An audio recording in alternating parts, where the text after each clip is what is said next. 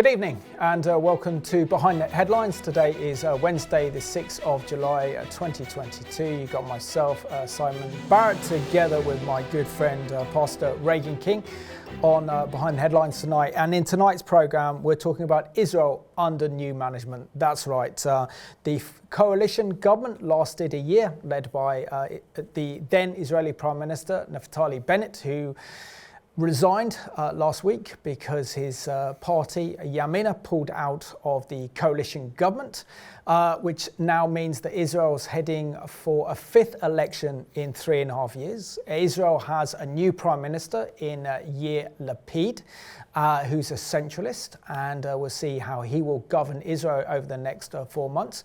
Plus also we could possibly see the return of who's known as King Bibi. That's right, Benjamin Netanyahu could win the elections on November the 1st, but if he wins, can he form a government? So these are the big questions we're asking today regarding Israeli politics, and as Christians, God puts us as watchmen on the walls to pray for the peace of Jerusalem. So we know that this is a significant issue tonight. Before we delve into this issue of Israeli politics, and I think our own politics, with all the trouble that Boris is taking a leaf out or something out of Israeli politics. So the collapse of the Israeli government, and now looks like we've got the collapse of Boris and our British government. But you were right at the epicenter of it today. Yeah, I didn't see any of it. But you were, I was in Portcullis House. Stone's throw from Boris. Yeah, I was in Parliament today at Portcullis House. There's a really good event organised called Mandate 100 to mark the 100th anniversary of the British mandate and the implementation of the British mandate, and Britain's historic role in helping to develop and prepare the Jewish people for self-determination. Of course, it started well but finished so badly. So it's nice to have some MPs come and address us, some experts including Andrew Tucker, who interviewed for the Middle East Report yesterday, an amazing guy who was an Israeli Holocaust survivor who was also high up in the Israeli Air Force. He was the Air Defense Attaché at the Israeli Embassy in the early 70s, talking about his experience of the British mandate. So yeah, significant event. But I also want to share something else, and this is something to do with kind of Jew hatred. So near to where I live, we got quite a few beauty spots in Surrey with outstanding views, as you've seen, of the Surrey Hills and the valleys there. So on Sunday, I was out with my wife Katie and our dog, goes to the usual place. Did notice a large number of kind of Iranian young families. Mm-hmm. And then we got up to the viewpoint, and it's like a big kind of stone view. You can look at it and it just shows you where everything is in each direction. Scribbled in chalk was a poo sign saying Israel is poo, free Palestine, Israel has no right to exist, literally on this beauty spot. I'm thinking, like, what has this got to do with Britain and importing your kind of anti-Semitic hatred of Israel into this one? So my wife Katie did a good job. She had a bottle of water, poured it over the chalk, all brushed away. Didn't care. Wonderful. It was around. So, but it just shows you that, you know, we can't tolerate Jew hatred or anti-Semitism. Yeah, it's tragic, and as we've discussed before on this program and on our mornings, it's sadly growing. Each time there's an election in Israel as well, you know, we've had now, is it 5 and 3.5 years? It will be 5 and 4 and 3.5 years, yeah. Incredible. Each time that can also see tensions stoked. People in Israel will struggle almost certainly with tensions as well, and it is good that we, as followers of Christ, pray for the peace of Jerusalem, especially at times of political turmoil, like is going on right now. Israel has, as we've already said, it's gone through a really chaotic period. They were fortunate to even be able to form a government last year.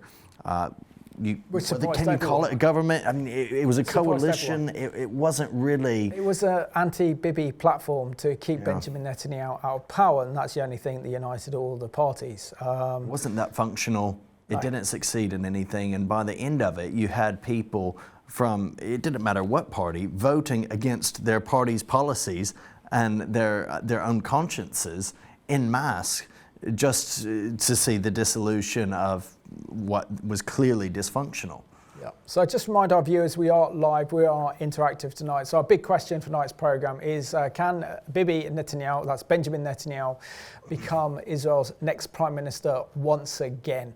Or do you fancy the prospect of Yair Lapid, who's a TV personality, very smooth, and actually I am impressed with him, and we'll talk more about that. So tonight, Israel's new general election is set for the 1st of November.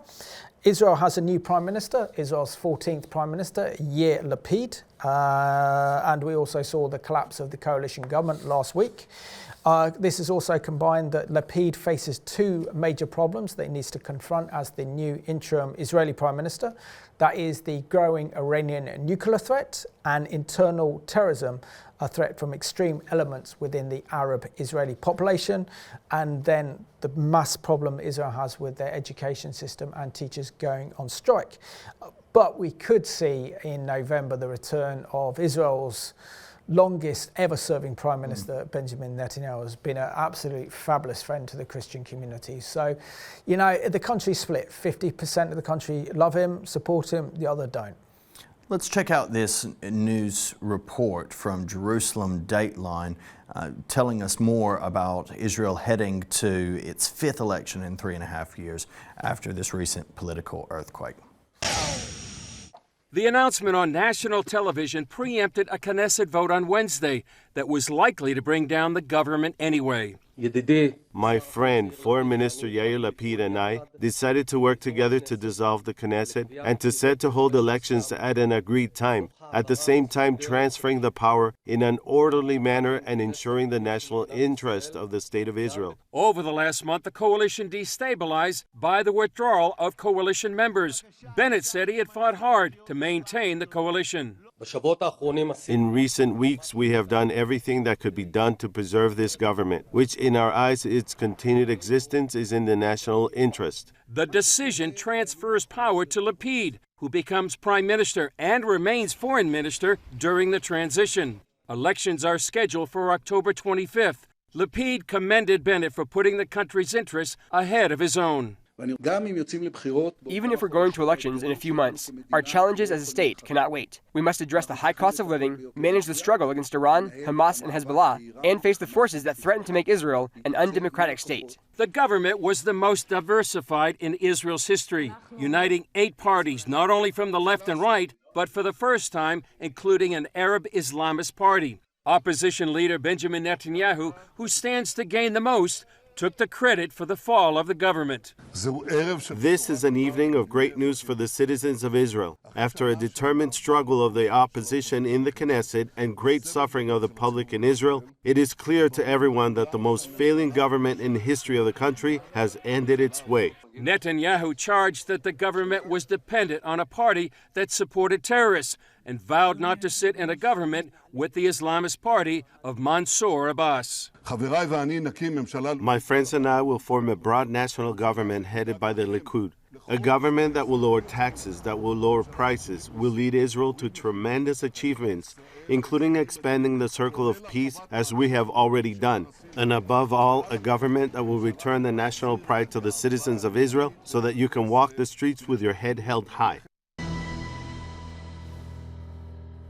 And if you thought that our politics is complicated, trust me, Israeli politics is way more complicated. So many more parties, so many more factions. 34 parties. Wow. 34, at least 34. I mean, you can make a party if you want to, but in the last elections, there were 34 parties that ran. Madness.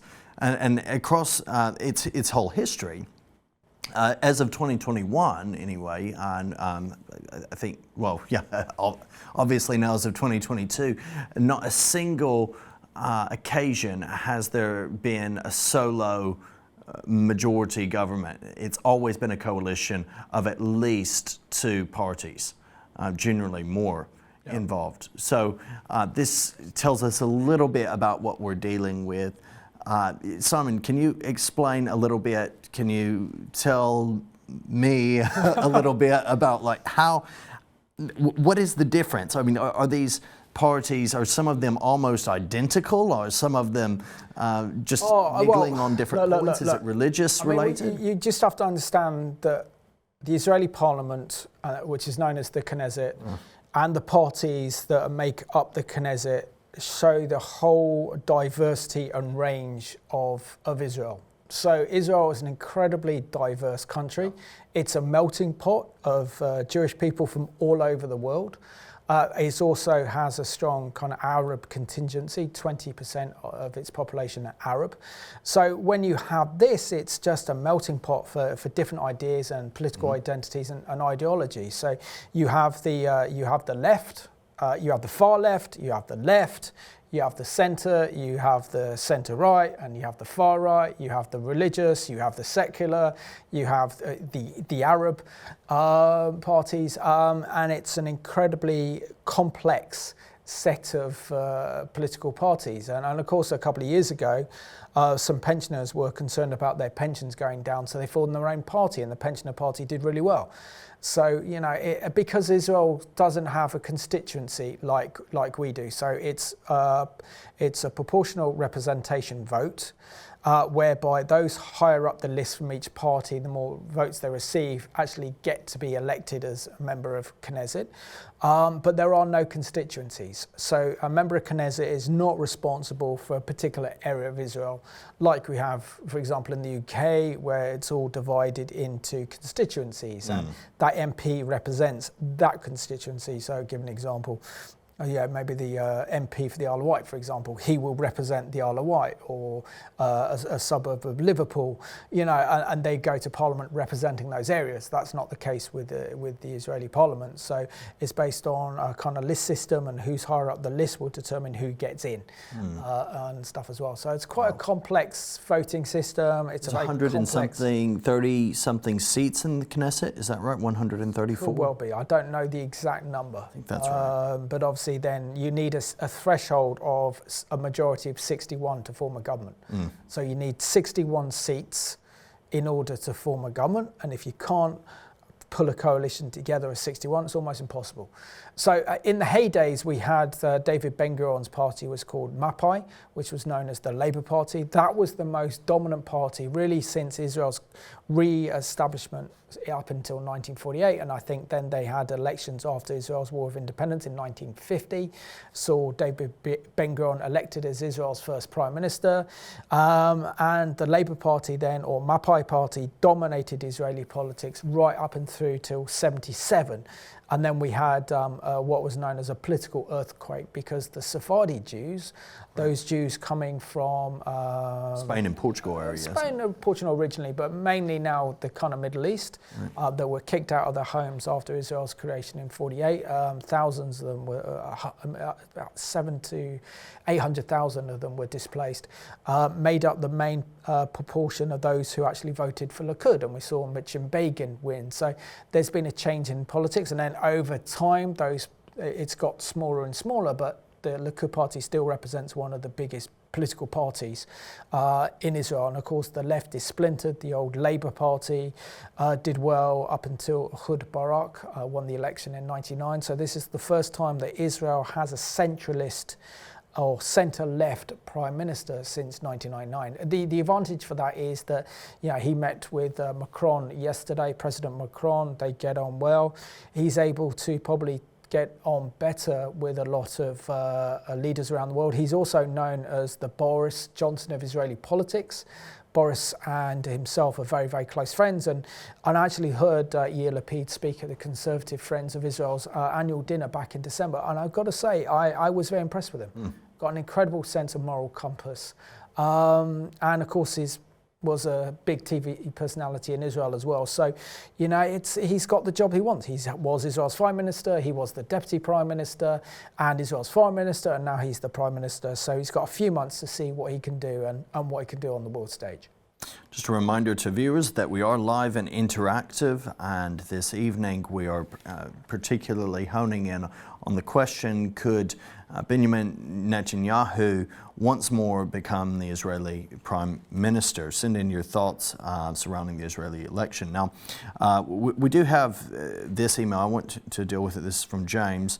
If Israel wishes to be safe from Islamic terrorism, why don't the Israelis just ethnically cleanse the state of Israel and occupied territories of its Arab population by mass expulsion to neighboring Arab countries or by a more permanent manner. And perhaps, James, it's because Israel actually has a moral compass and it's all too aware of the extreme evil of genocide that it experienced. As Simon has said, 20% of the citizens of Israel are Arab, and they Arabs and Jews in many of the towns and cities of Israel coexist peacefully and intermingle, and there are no issues. Tragically, much of what we see in the news only presents one side of the story, and that's generally what's coming out of the West Bank and various other places sponsored by terror groups. I mean, we also got to understand that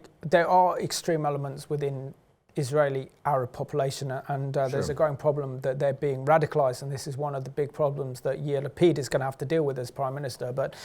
But you know, to say that there are Christian Israeli Arabs and others, the Druze, the Bedouin, that all serve in the Israeli in the IDF.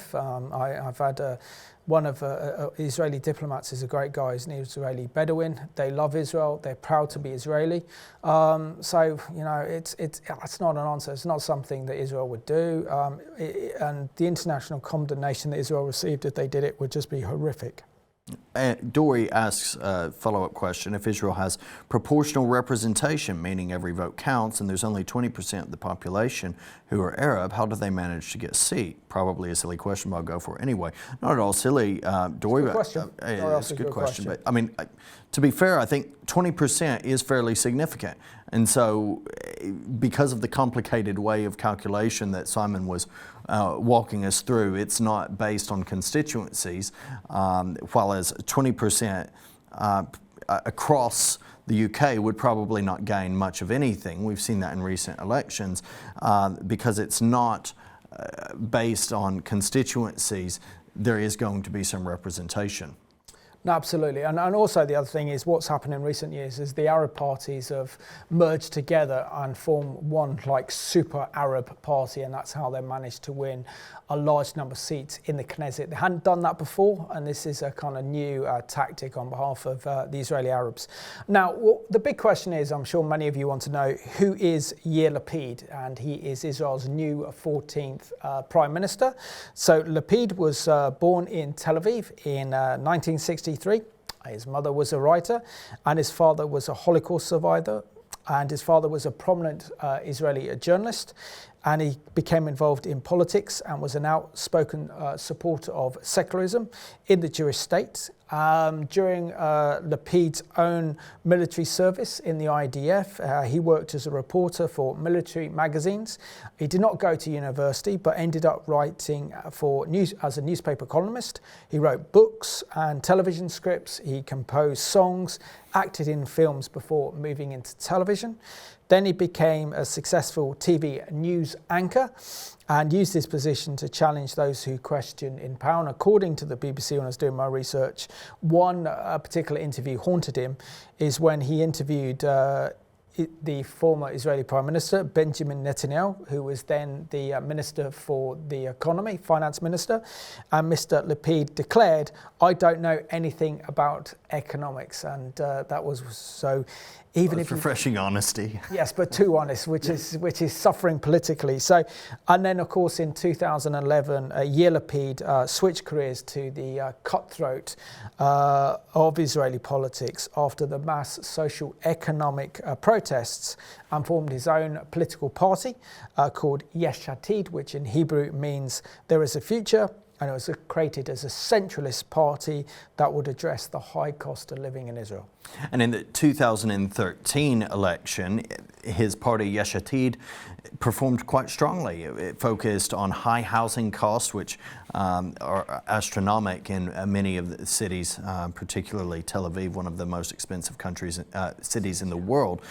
Education reforms, scrapping exemptions from military service for the ultra-Orthodox Jewish community, resented by many secular Israelis. But doubtless that wouldn't have been popular with the ultra-Orthodox, so there's some give and take there. Yesh Atid ultimately would join a coalition led by Benjamin Netanyahu's Likud party, where Lapid was the finance minister until late 2014. That's when some tensions between the two men led to his dismissal. After subsequent elections, Yair Lapid established himself as an opposition leader, frequently clashing with the prime minister. And in 2018, when police recommended that Mr. Netanyahu face corruption charges, Yair Lapid was named as a key witness in one case against him. So there's some really bad blood that appears to have cropped up during their time working together. Absolutely. But it's also so interesting as well that it often helps. I mean, if we have a look at the actors or those who appeared in television and then have transferred from television onto the political arena, I think one has to look at the success of your namesake, Ronald Reagan. TV actor in the 50s, then became president in the 80s and was able to use those kind of media skills. I mean, one thing I like about Yair Lapid, he is a very polished article. He's very articulate. Good communicator. And a very good communicator and shows strength. And the difference between, I think, himself and Naftali Bennett, and you can tell that these two were close friends and they worked together very closely, is the fact that Naftali Bennett had to surrender and give up all his political ideas and beliefs in protecting the Jewish settlements in order to be part of this coalition. He just sold his soul to be prime minister. But we know with, for example, Yair Lapid, he hasn't had to do this. Yeah. So he stayed quite consistent with his policies. The only one really who had to compromise in this government was Naftali Bennett. So Yair Lapid is doing quite well, you could say, and probably has a very good chance going into this election in November. In the 10 years that he's been leading his party, he's of course dreamed of becoming Israel's prime minister. He now has that opportunity to give a taste of what it might be like with him in a more permanent role. While this is a caretaker capacity, as a centrist, he's going to be looking to prove that he deserves this job in the long term as the country prepares to go to, again, I reiterate, the polls for the 5th time in under 4 years. He is an amateur boxer in his past, and he's sure to face dogged attacks from conservative Benjamin Netanyahu, Israel's longest-serving leader, whom he successfully knocked out of office in 2021 through this unlikely partnership with Naftali Bennett and various other parties, including one attached, as we've discussed before, to the Muslim Brotherhood. Now, following the vote to dissolve Parliament, Mr. Lapid, who's been foreign minister, has taken over because of the power-sharing deal, which was meant to be split. I believe it was meant to be a couple of years for each individual. Now, Lapid has his shot at it, and will be interesting to see what happens in the next few months.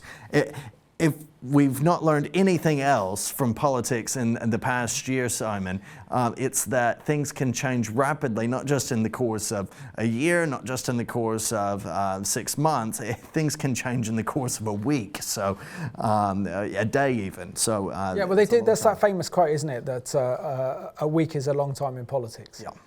And going on to British politics, I think that's why Boris is hanging on for as long as he can, because he's just waiting for the summer reset. And once Parliament then is dissolved for the summer, he feels that if he can hang on to then, he can hang on to the autumn. So, I mean, I was tempted to talk about the political crisis that we're seeing with our own British government, but Israeli politics is so much more exciting. Earlier today, actually only a couple of hours ago, I recorded this Zoom interview. So let's have a look at this with someone who knows a lot about Israeli politics. I'm so pleased that you can join us on Behind the Headlines tonight. Thanks, Simon. It's great to be with you. And Stefan, we know Israeli politics is extremely complex. It's quite messy. And it seems that your politics has infected our politics, with our own Prime Minister, Boris Johnson, having in a lot of trouble. The question is, how long can our government last? But we're not discussing that today. We're discussing Israel's new Prime Minister in Yair Lapid. Can you tell us about Yair Lapid finally fulfilling his ambition from being an Israeli TV presenter to Israeli Prime Minister? Yeah, so like you said, Simon, Yair Lapid, his first career was in journalism, writing. It was on television. He was a news anchor. He hosted a TV show. We would talk with all kinds of people about various things. I think actually even before that, he was into boxing at some point. That's why he's kind of got that boxing kind of stance to him, those kind of square shoulders. But politics is definitely his second career. And in 2012, he left journalism. He entered into politics, and he formed the Yesh Atid party. Yesh Atid in Hebrew means there is a future. So it's a very kind of forward-looking or future-looking party. And he and his party Yesh Atid basically positioned itself in the center of the political map. Many in the right and the extreme right have and still are trying to paint him and his party as extreme left, saying if you vote for Lapid, then you get a left-wing government. But actually, it is quite well-roundedly a center party in terms of the political spectrum. And really, when he entered the political game, I think he pretty much got the best, or almost the best start one could hope for. He gained 19 mandates in the 2013 election, which made him and his party the second largest party in the Knesset. And that was a huge success for a rookie politician who had just been in the game for a year or two. And so he entered, he formed a coalition government with Likud under Bibi. It didn't last long because of conflicts between him and Likud and other issues that were going on. And like you said, politics is a messy issue anywhere in the world, and especially in Israel with these very, very diverse parties and backgrounds. And so I think there was a lot of pressure there coming from the extreme right, coming from the religious parties who don't get along with Lapid because of different points of view about how to go about, especially the social issues. And so basically since then, Lapid has been in the Knesset for about 10 years already, about a decade. And he's served in all kinds of key positions in Israel's government. He's just finished being the deputy prime minister under Bennett. He was the foreign minister. He served as the minister of finance. That was, I think, in the first government with Bibi back in 2013 till 2015, I believe it was. He was the head of the opposition for a number of years, like Bibi is at the moment, Netanyahu. He sat on the Foreign Affairs and Defense Committee, which is probably Israel's most sensitive committee within the Knesset. It deals with all of the defense issues, all of the foreign issues. So he has gained a lot of experience in politics. And he's fulfilled a lot of different positions, and now he has really made it to the top, becoming the Prime Minister of Israel, even though it's an interim position. So he's really only filling in as Prime Minister until the elections, or soon after the elections are concluded and a new government is formed, if and when we get to that point. I just want to read an extract from his speech. And I've actually had the privilege of listening to Yair Lapid in person when he addressed the Conservative Friends of Israel and annual dinner back in December. And he had moral clarity. And I was very impressed with the speech that he made in the Israeli Knesset on Saturday for his inauguration as Israel's 14th Prime Minister. He said, "We believe that Israel is the nation state of the Jewish people. Its establishment didn't begin in 1948, but rather on the day Joshua crossed the Jordan and forever connected the people of Israel with the land of Israel, between the Jewish nation and its Israeli homeland. We believe that Israel must be a liberal democracy in which every citizen has the right to change the government and set the course of their life. No one can be denied their fundamental rights, respect, liberty, freedom of employment, and the right to personal security. It says we must always preserve our military might. Without it, there is no security. I am the son of a Holocaust survivor, a 13-year-old Jewish boy who wanted to kill and who had no one to protect him. We will defend ourselves by ourselves. We will make sure that we always have Israel's defense force and army with undeniable strength that our enemies fear. And he goes on to talk about his grandfather dying in the ghetto of 1944 in Budapest. So he brings that moral clarity to the equation, despite being a centralist. How was he able to balance that up, particularly when we see Western leaders now, whether it's like Tony Blair, whether it's President Biden in the United States or Macron? They're centralists, but they lean to a position of kind of extreme progressivism, which is a kind of affront to kind of biblical values. But here he's really speaking about the Jewish character, the Jewish nation, the Jewish history, the Jewish story. And to me, seems like he's a Zionist, despite the fact that he's places himself in the center of Israeli politics.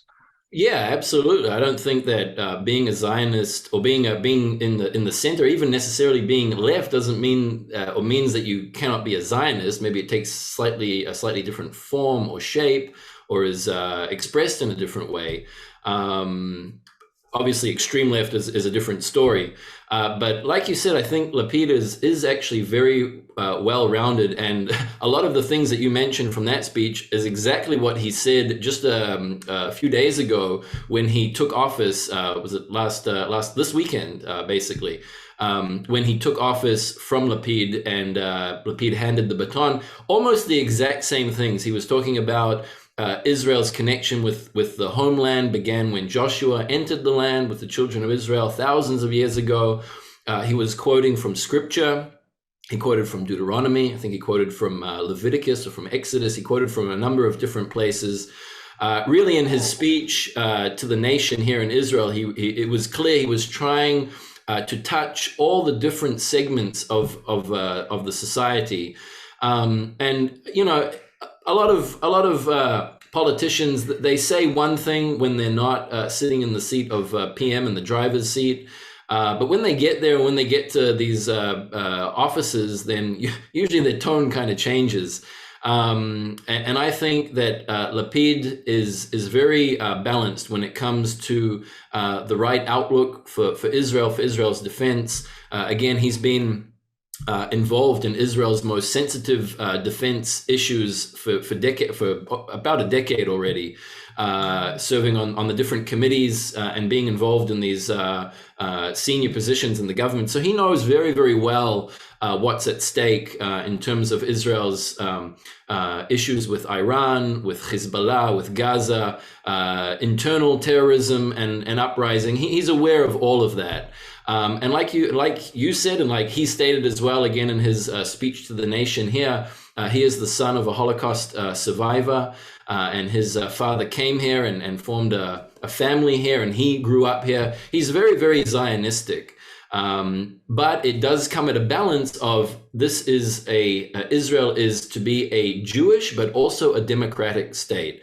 And that in and of itself has always been a problem, and it causes a lot of dialogue here in Israel, debate even, you could say, because when you say that it's a Jewish nation, then kind of de facto, it's automatically not going to be a democratic state because it's giving preference to Jews over non-Jews. But I think that that's okay, and there is a way to reconcile that by making sure that the liberties are given to people of all backgrounds and all faiths and all walks of life here in the land.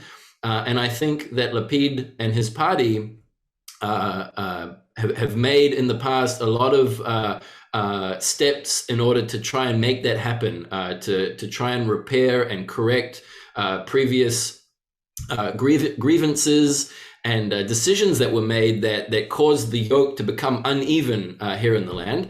A lot of people don't like that because it's rocking the boat. It's changing the status quo that for a lot of people is very, very comfortable.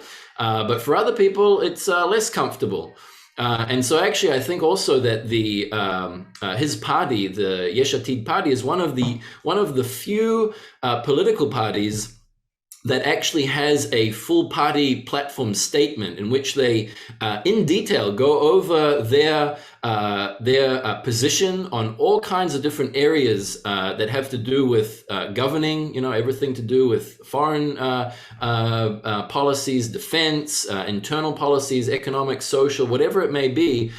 They really spell it all out, and they write very, very clearly and express very, very clearly what their positions are. Now, most of the parties in Israel, even when it comes to election time, they don't have a party platform statement like that. And so you have what the politicians say on television, but you can't actually go into their website and read what it is that this party stands for, what it is that they're promising, what it is that they want to do, what is their outlook and outview on all of these different issues. And so they are very, very clear about what they believe and stand for. Again, it's definitely not extreme right. There are certain things that they are more right-wing on. Some things they lean more to the left. But in general, they're trying to be a balancing force between the right and the left. And I think that that's a good thing. Stephen, I've got two very important questions I need to ask you in about 2 minutes before we come to the end of our interview.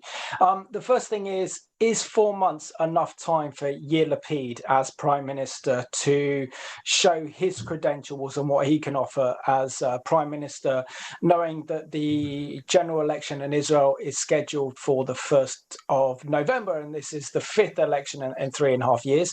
And then my second question is, could we see the return of Benjamin Netanyahu, leader of the opposition, to the office of Prime Minister again and to be at the center of Israeli politics? Yeah, so for the first question, one of my difficulties with Lapid over the past decade or so is he's been able to say a lot of good things, but he hasn't really been in a full position where he can actually do something about it. So he's been very good at talking the talk, but he hasn't been in the position of PM or a position of enough influence to be able to bring what he talks about into being, to actually do something with it. Unfortunately, the period now that he's going to be prime minister, unless that continues after he's elected to be prime minister and it continues afterwards, I'm not sure that he will be able to do a lot. Basically, his job right now is to keep the boat steady as she goes. His job is to make sure that Israel kind of continues to chug along until a full government is elected and can take office and can get to work, basically. So he can't pass any new laws. He can't change policies or enforce any of his own policies. There are some small things and more sideline things that he can do, but for the most part, his job is to make sure that Israel gets to elections in the same state, more or less, that we're in now, just to continue the overall governing of the country. Obviously, to answer any defense challenges that arise along the way. And that's pretty much it. On top of that, he also has to run an election campaign because he obviously is running. So to answer that question, it doesn't seem like he is going to be able to do a lot, but I'm hoping that we're going to be able to see some more of his leadership skills coming to bear even during these 4 months that he's the interim prime minister until the election takes place. And, we don't know. It could be like with Netanyahu and the past 4 rounds of elections that lasted a few years. He could find himself prime minister for 2 or 3 years until we actually get to a solution and to an actual government that is elected and can form a majority coalition. And for your second question, when it comes to Bibi, or King Bibi, as they call him here in Israel, the political magician, he's not showing any signs of stepping down from the leadership of the Likud. All of the recent polls show that the Likud is still the largest party in terms of mandates in the Knesset. Right now, as many people know, he's under criminal investigation on a number of different topics or allegations. And so they're trying to pass laws here that say that a prime minister or a politician who is under a criminal investigation and has an indictment against him cannot hold office as prime minister, but that hasn't passed yet. So until a law like that does pass, he will definitely be running as head of the Likud. It looks like he's going to be the majority vote, but because of the split between the two sections, the left and the right, and the very, very few mandates or seats that are left in the center, it still doesn't seem like there's going to be a majority to either side. So again, it's going to be a very interesting election. We could see Bibi, we'll definitely see Bibi in the race, but the question is, will he win? And if he wins, will he be able to form a majority government? If the answer to all of those questions is yes, he will be the prime minister again in a few months. And if the answer is no to either of those, then probably not. But I don't think that we're going to see him leaving politics in the near future. Stefan, so thank you so much for joining us from Israel to just explain the complexities of Israeli politics. They're exciting, but also so important as Israel has major challenges in the coming months, including the issue of Iran and Iran's nuclear weapons program. So really appreciate your time. Thank you so much for joining us from Israel today. Sure thing.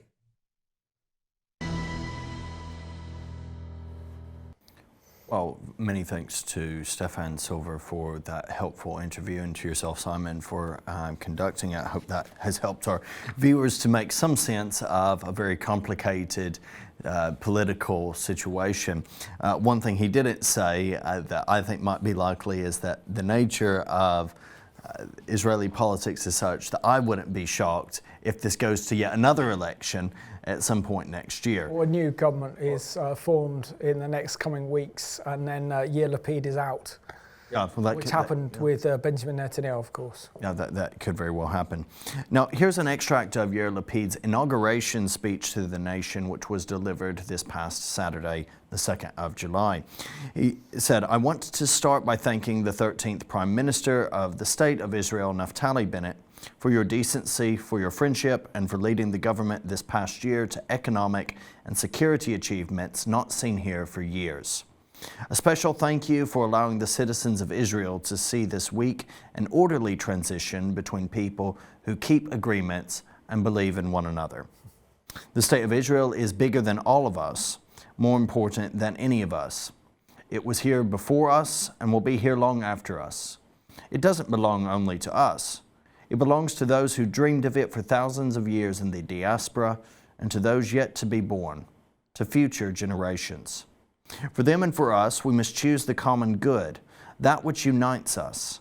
There will always be disagreements. The question is how we manage them, and how we make sure they don't manage us. Disagreement isn't necessarily a bad thing so long as it doesn't undermine the stability of the government and damage our internal resilience. So long as we remember that we all have the same goal, a Jewish, democratic, liberal, strong, advanced, and prosperous Israel. The deep Israeli truth is that on most of the truly important topics, we believe in the same things. We believe that Israel is the nation state of the Jewish people.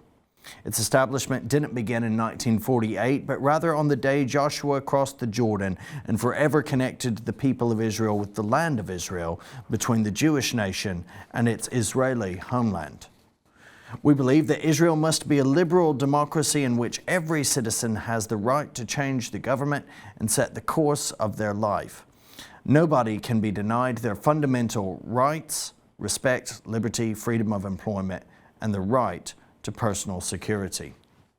Incredible. I mean, you can tell there's a reference there to Netanyahu in the first part of his speech, where he talks about how that they've managed in the past year to secure excellent economic agreements and security agreements that hadn't been achieved for many years.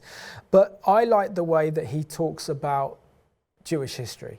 That, he's the new Prime Minister of Israel, but he looks back at Israel's biblical past and makes that connection between himself and the biblical ancestors of the State of Israel that we can read in the most special book of all, the Bible. And that's what really impresses me. I mean, he also says here that, for example, he says that we believe that Israel must be a liberal democracy in which every citizen has the right to change the government and set the course of their life. Nobody can be denied their fundamental rights, respect, liberty, freedom of employment, and the right to personal safety. But this is what, this was really touching. He says, we believe we must always preserve our military might. Without it, there is no security. I am the son of a Holocaust survivor, a 13-year-old Jewish boy who they wanted to kill and who had no one to protect him. We will defend ourselves by ourselves. We will make sure we always have the Israeli Defense Forces, an army with an undeniable strength that our enemies fears. One night in the winter of 1944, in a Budapest ghetto, my grandmother called out to my father and told him, "My child, you don't know it, but today it's your bar mitzvah. I can't bake a cake. Your father won't return. My grandfather perished in Mauthausen concentration camp, but there is one thing I can do." And she took out a small bottle of perfume, Chanel 5, which was the perfume of elegant ladies before the war. We'll never know how she kept it all that time. She scattered it on the floor and said, "At least it won't stink at my son's bar mitzvah." We believe that Israel is a Jewish state. Its character is Jewish. Its identity is Jewish. Its relations with the non-Jewish citizens are also Jewish. The book of Leviticus says, "But the stranger who dwells with you shall be unto you as one born among you, and thou shalt love him as thyself." We believe so long as Israel's security needs are met, Israel is a country that seeks peace. Israel stretches its hands to all peoples of the Middle East, including the Palestinians, and says the time has come for you to recognize that we'll never move from here.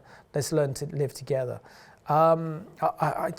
He draws on his personal history. And when I heard him speak at the Conservative Friends of Israel's annual dinner back in December, he talked about the moral courage that the BBC showed.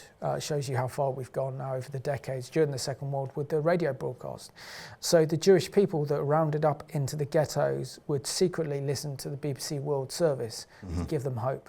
And they said that BBC voice and Britain was a voice of liberty to those Jewish people, to let them know what was happening, that there was someone who was fighting against Hitler and the Nazi regime, and that gave the Jewish people hope in the ghettos. So when he speaks, he's got that depth, and he has that a whole kind of understanding, I think, of Jewish history and the weight of Jewish history on his shoulders as well. And that's why I think he'll make a good prime minister. I mean, personally, I much prefer Bibi Netanyahu because of what he's done to the Christians and the Christian community, and the way that he is an absolute visionary, that despite how good Yair Lapid is, and he's a very talented politician, he's not in the same class as Bibi Netanyahu in what he's able to do and think strategically. But of course, people find it difficult to work with Bibi. That's why his coalitions fall apart. And so maybe there's a chance for Yair Lapid to have a couple of months to see what he can do in office and see if he can restore some of Israel's damaged reputation and relations abroad, because he's already building a good, solid friendship with President Macron in France. We have an email here from Les. Hello, Simon and Reagan. Israel should do whatever it can in the natural to protect itself. But because the God of the Bible is a covenant-keeping God, and he has made promises concerning Israel and the church that he cannot break, that is the reason Israel has not vanished from history. Ultimately, God is Israel's security. Absolutely. Couldn't have said it better. Les, one of the things that Yair Lapid does in his speech, and I think is quite, it draws people to him, and I think it will serve him well politically, is he compliments and he praises various features of not just Naftali Bennett's time as Prime Minister, but he also draws on the blessing of the Abraham Accords, which of course were being drawn up during Netanyahu's. He says, "We believe there is a great blessing in the Abraham Accords, a great blessing in the security and economic momentum created at the Negev Summit with the UAE, Bahrain, Egypt, and Morocco, and that there will be a great blessing in the agreements yet to come." And of course, those agreements are developing and they keep on coming. The people of Israel won't dwell alone. It's our job to continue to strengthen our position in the world, our relations with our greatest friend and ally, the United States, and to harness the international community in the struggle against anti-Semitism and the delegitimization of Israel. We believe that it's the job of the government to uphold the law and the job of the law to uphold the standards of the government. The law is what protects us from corruption and violence. A court is what protects the weak from the strong. The law is the basis for our lives together. And then he goes on to talk a little bit about the importance of the economy. He discusses the Iranian threat, which he describes as the gravest threat facing Israel, saying we'll do whatever we must to prevent Iran from acquiring a nuclear capability or entrenching itself on our borders. And certainly this is something to look out for. We have a few months between now and November, and we've discussed this on the program, that Iran is a very clear and present danger to the security of Israel in the temporal sense. Absolutely. But I like what he says here. He says that there are two photos hanging in my office in the Knesset, one alongside the other. David Ben-Gurion and Mitzin Begin. Two political rivals, but also two of the most important prime ministers we've ever had. They often argued, but they also remembered that they had the same goal, building the strength and moral character of the State of Israel. Now, looking at some of the problems that Yair Lapid is facing, this is what Israeli experts are saying, that he must deal with Iran, and Iran being very close to developing nuclear weapons, the Israeli-Arab violence, education, and to continue with the successful security policies. In his first weekly cabinet meeting as Prime Minister on Sunday, he said, on the foreign policy front, the Iranians, Hamas and Hezbollah will not wait. Domestically, he said, the education crisis cannot wait. Budget for hospitals cannot be postponed. So we can see that there is a lot of things to do. So what they're recommending is that, as I think Stefan so well put, so eloquently put, is that he can't do much. Mm-hmm. He can't make big policy decisions because he doesn't have a government. But what he can do is show a different kind of leadership. He's already shown that, the Champs-Élysées Palace has been open to him. He's very personal friends with our Prime Minister, Boris Johnson, however long he remains as our Prime Minister. So as long as Boris is in power, there will be a close relationship between Boris and Yair Lapid because they know each other for such a long time. So that's good in terms of British-Israeli relations. But, the issue of Iran, and maybe he can actually break. I don't think he will be able to develop a stronger relationship with the Democrats and the Joe Biden and his administration because that party has moved so far to the progressive left that hate Israel. So he's going to find that very difficult. It's been said that Lapid, because he only has 4 months really, is going to be focusing most likely on electioneering. This is an unprecedented brief period for an Israeli prime minister, and it's been said that there were prime ministers in office for short periods, but they were elected in a general election, and people thought they would last for years.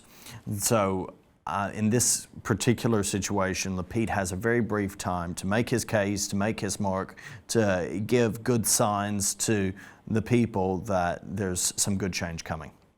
I mean, you'll currently see the big difference. Look at his YouTube page. So if you go to the Israeli Prime Minister's YouTube page on YouTube, he's already putting a whole load of videos and materials up there. You can see him speaking with the French President Macron. There's him showing his speech becoming a Prime Minister as well. So, he's already been active in terms of social media and using his kind of media skills. And it's likely as well with the bad blood that we've already spoken of between Yair Lapid and Bibi Netanyahu, that this could be even the dirtiest election in Israel's political history, making it difficult to form a coalition government afterwards. It's been good having you on the program. Thank you, Simon. And we'll be back, God willing, next week on Behind the Headlines. Have a great rest of the week.